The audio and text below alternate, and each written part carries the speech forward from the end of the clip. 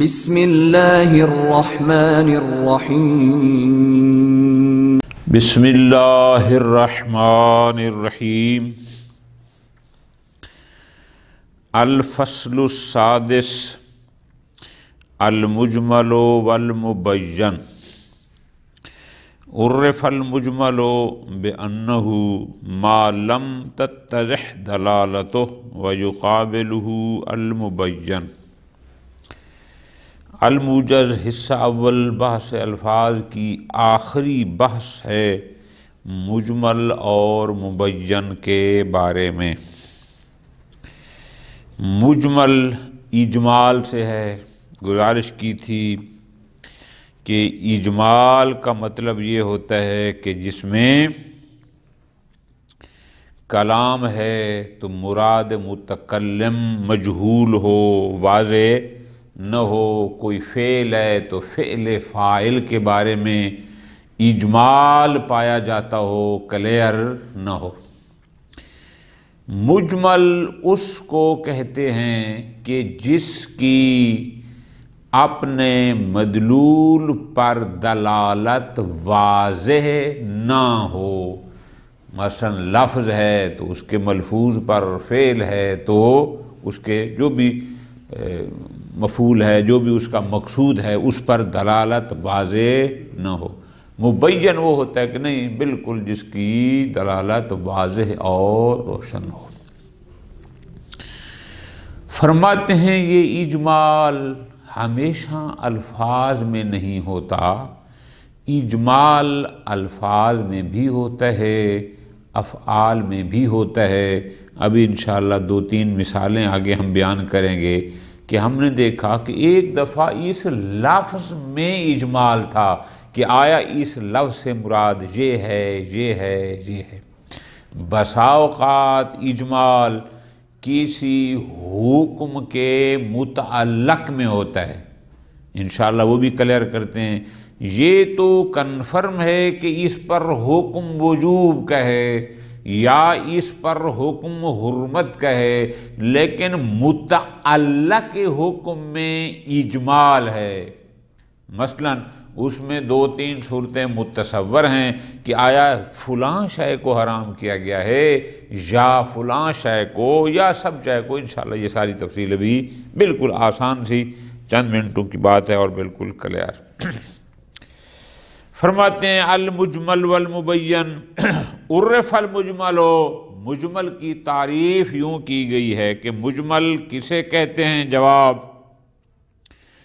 ما لم تتضح دلالتہ، جس کی دلالت واضح کلیئر نہ ہو، ٹھیک ہے جی۔ وَيُقَابِلُهُ الْمُبَيَّن، مجمل کے مقابل میں ہوگا مبین، جس کی دلالت بالکل واضح ہو۔ فرماتے ہیں المقصود من المجمل، مجمل سے ہمارا مقصود، ہماری مراد یہ ہے ما جہل فیہ مراد المتکلم اذا کان لفظا، اگر لفظ ہے تو ہم لفظ کو مجمل اس وقت کہیں گے کہ جب متکلم کی مراد مجہول ہو، کہ اس لفظ سے متکلم کی مراد کیا ہے، اس مراد متکلم میں اجمال پایا جاتا ہو۔ اگر وہ لفظ ہے تو ہم کہیں گے یہ لفظ مجمل ہے۔ اسی طرح او جہل فیہ مراد الفاعل اذا کان فعلا، اگر فاعل ایک فعل کو انجام دے رہا ہے اور فاعل کے اس فعل جو انجام دے رہا ہے اس فاعل کی مراد میں اجمال پایا جاتا ہو کہ آیا یہ فاعل اس فعل کو فقط جواز کی بنیاد پر انجام دے رہا ہے یا یہ کرنا اس پر واجب تھا تو انجام دے رہا ہے یا فرض کرو مستحب تھا تو انجام، یعنی فاعل کے اس مراد میں ہمیں اجمال اور جہالت پائی جاتی ہے، وہ ہمارے لیے کلیئر نہیں ہے۔ وَعَلَيْهِ قَالَ الْمُحَقِّقُونَ، اور یہی وجہ ہے کہ محققین یہ کہتے ہیں کہ اِنَّا فِعْلَ الْمَعْصُومِ، کہ اگر معصوم علیہ السلام کوئی فعل انجام دیتا ہے، بات کو غور سنا، تو وہ معصوم کا کسی فعل کو انجام دینا یدل علی اصل الجواز، وہ اس بات پر دلالت تو کرتا ہے کہ یہ کام کرنا جائز ہے، اس لیے کہ معصوم کر رہے ہیں، لیکن لا يدل علی الوجوب والاستحباب بخصوصہما، لیکن آیا حتماً واجب ہے یا حتماً مخصوصاً مستحب ہے، اس پر دلالت،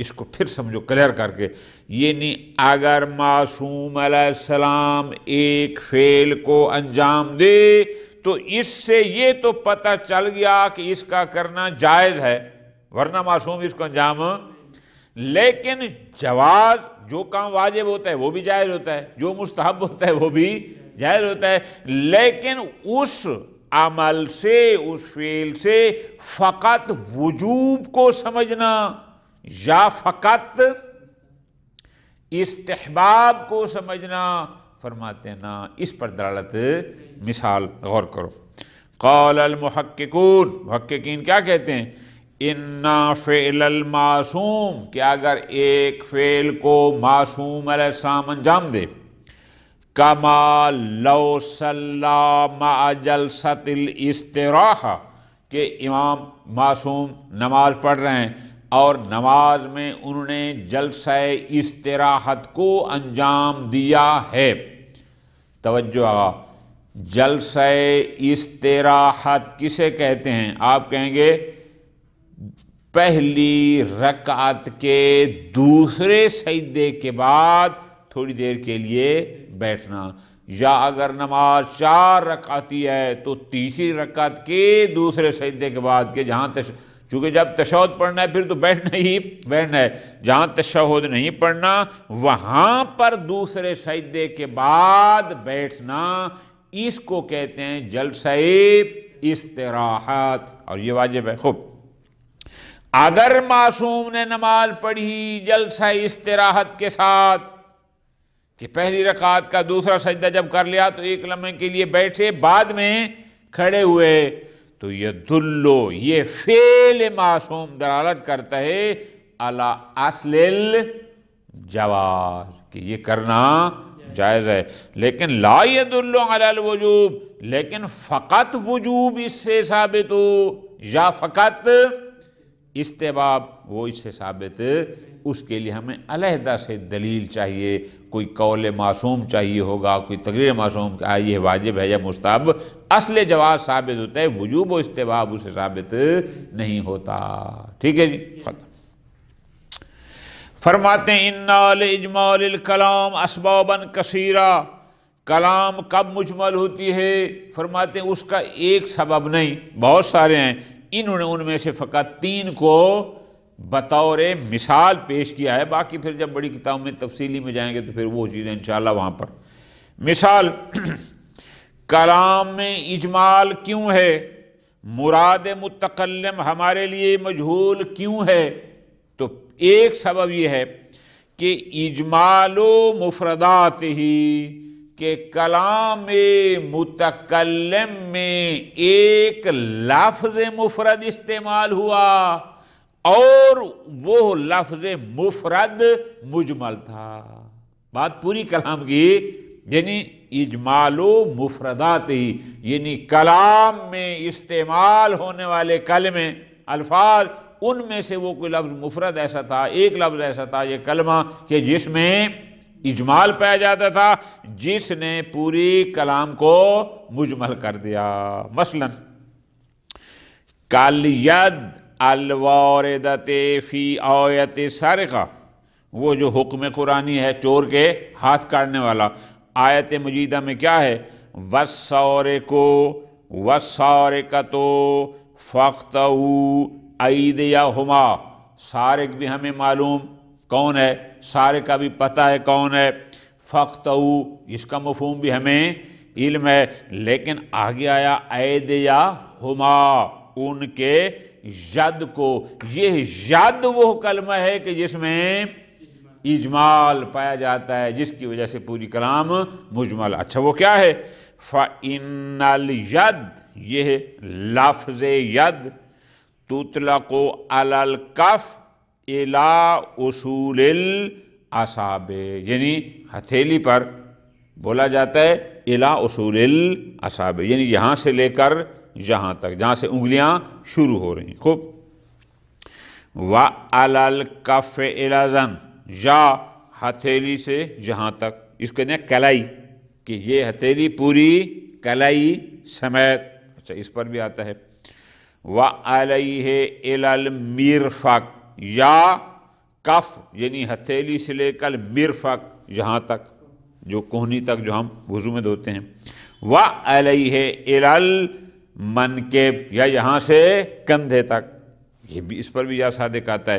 پس چونکہ لفظ ید ان تین چاروں پر صادق آتے ہیں تو مفرد میں اجمال ہے، لفظ ید میں، فَالْآیَةُ مُجْمَلَہ، تو پوری کی پوری آیت، پوری کلام اس مفرد ایک کلمہ کے اجمال کی وجہ سے کلام مجمل ہو گئی۔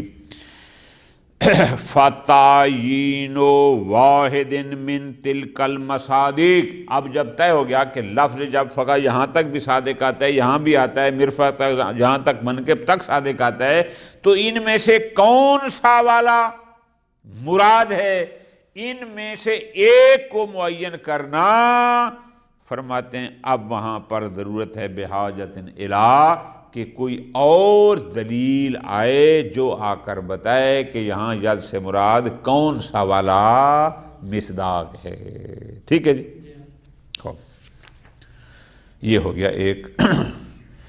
آگے فرماتے ہیں ایک اور سبب، الاجمال فی متعلق الحکم المحذوف، ایک حکم آیا لیکن فرماتے ہیں متعلق کے حکم میں اجمال ہے۔ الاجمال فی متعلق الحکم المحذوف، کیسے؟ کما فی کل مورد تعلق الحکم بالاعیان، حکم آیا ہے عین پر کہ تمہارے اوپر فلاں شے حرام ہے، لیکن فلاں شے کا متعلق یہ نہیں بتایا گیا کہ اس کے ساتھ کیا کرنا حرام ہے۔ ٹھیک ہے جی، اب الفاظ پر غور، مثلا حر آیت مجیدہ ہے، توجہ فرمانا، حرمت علیکم المیتۃ والدم ولحم الخنزیر وما احل لغیر اللہ بہ والمنخنقۃ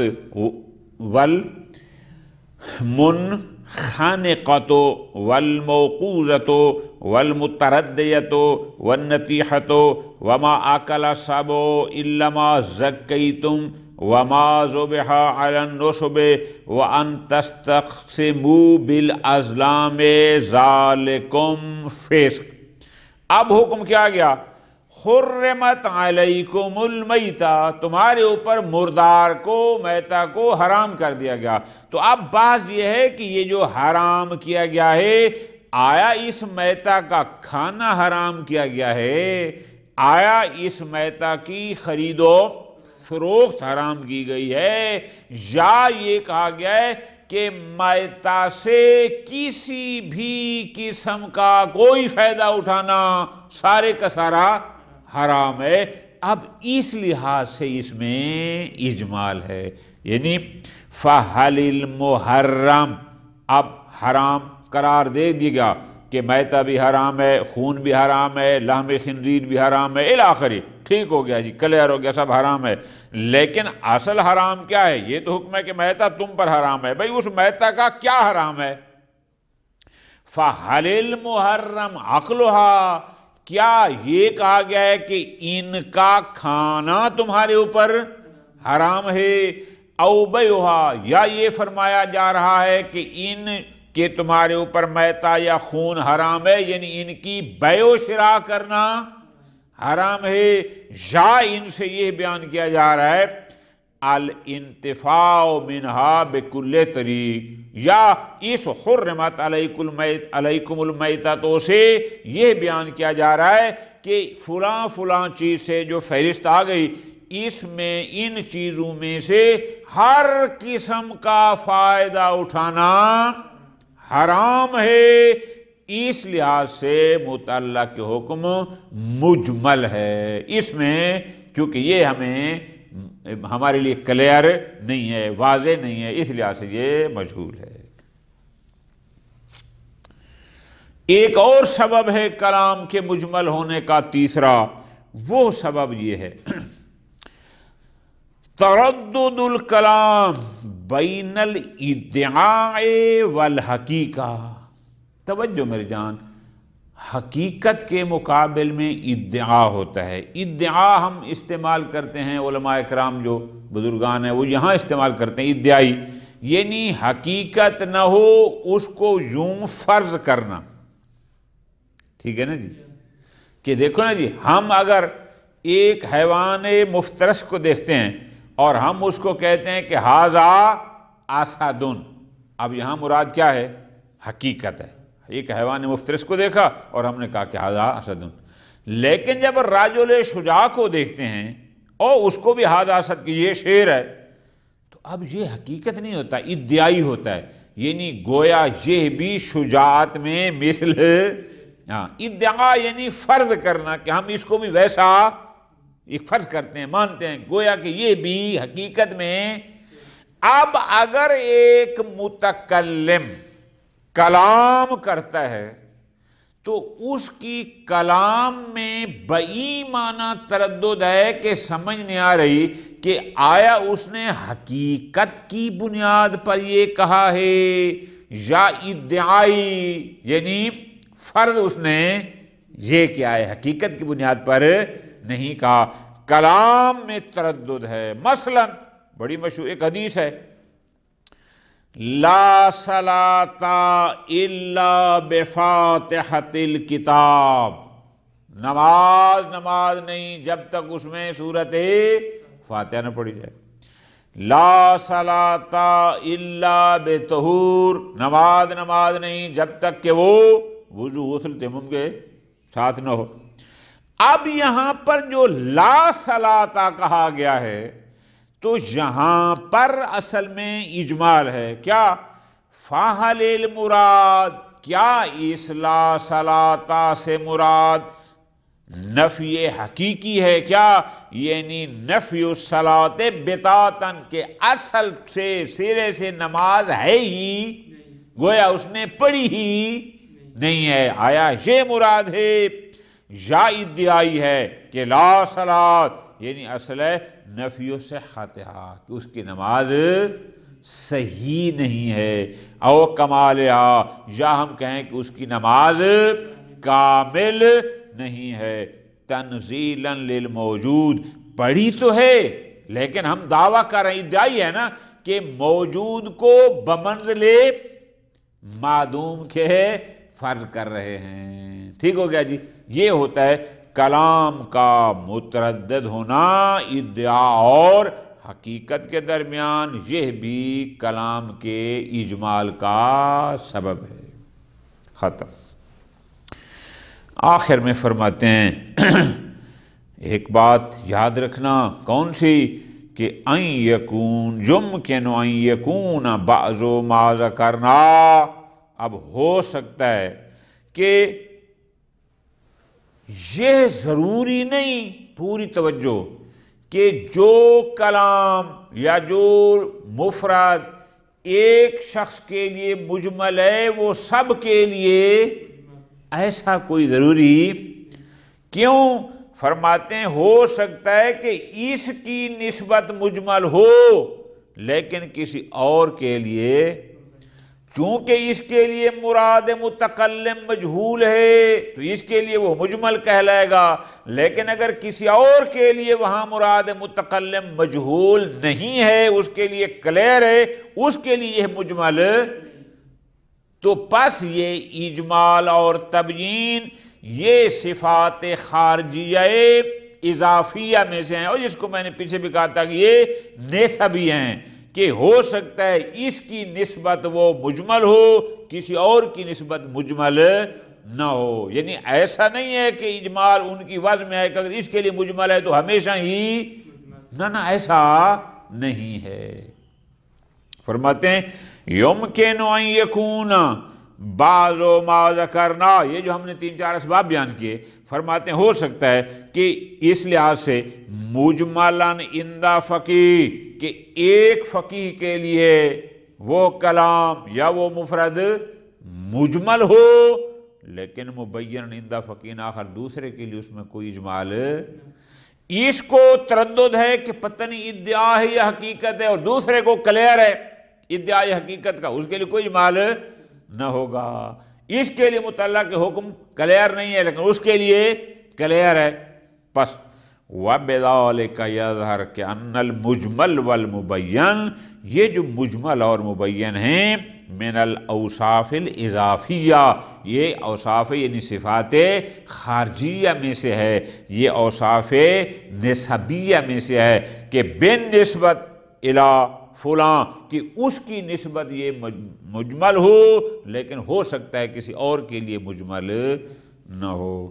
تم الکلام فی المقصد الخامس، والحمد للہ رب العالمین، وصلی اللہ علی محمد وعلی محمد۔